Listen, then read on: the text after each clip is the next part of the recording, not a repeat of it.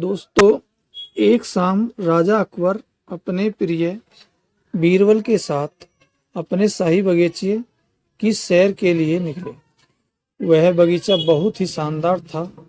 चारों ओर हरियाली ही हरियाली थी और फूलों की भीनी भीनी खुशबू वातावरण को और भी खूबसूरत बना रही थी।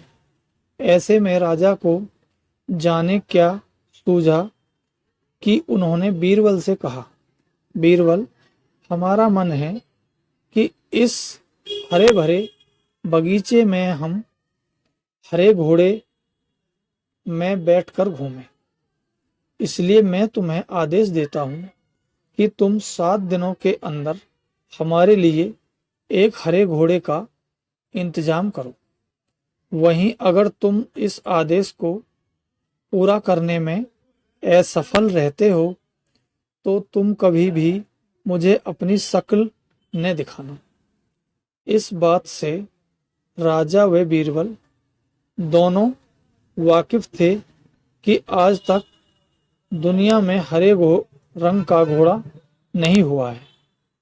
फिर भी राजा चाहते थे कि बीरबल किसी बात में अपनी हार स्वीकार करे। इसी कारण उन्होंने बीरबल को ऐसा आदेश दिया। मगर बीरबल भी बहुत चालाक थे।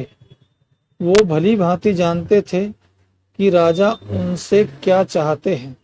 इसलिए वो भी घोड़ा ढूंढने का बहाना बनाकर 7 दिनों तक इधर उधर घूमते रहे।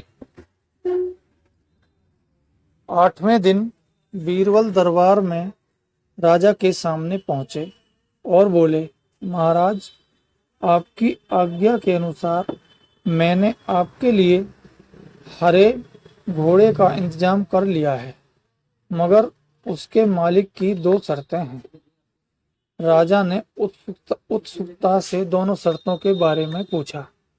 तब बीरबल ने जवाब दिया, पहली शर्त यह है कि उस हरे घोड़े को लाने के लिए आपको स्वयं जाना होगा। राजा इस शर्त के लिए तैयार हो गए। फिर उन्होंने दूसरी शर्त के बारे में पूछा।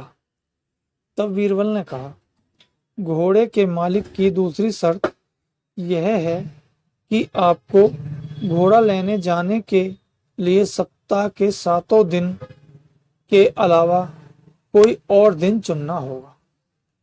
यह सुन राजा हैरानी से बीरबल की ओर देखने लगे।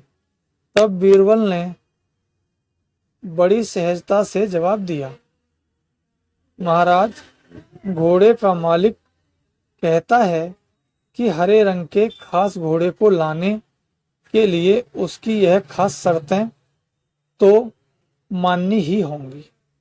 राजा अकबर बीरबल की यह चतुराई भरी बात सुनकर खुश हो गए और मान गए कि बीरबल से उसकी हार मनवाना वाकई में बहुत मुश्किल काम है। कहानी से शिक्षा मिलती है। यह कहानी हमें यह सिखाती है कि सही सूझबूझ और समझदारी के साथ नामुमकिन लगने वाले काम को भी आसानी से किया जा सकता है।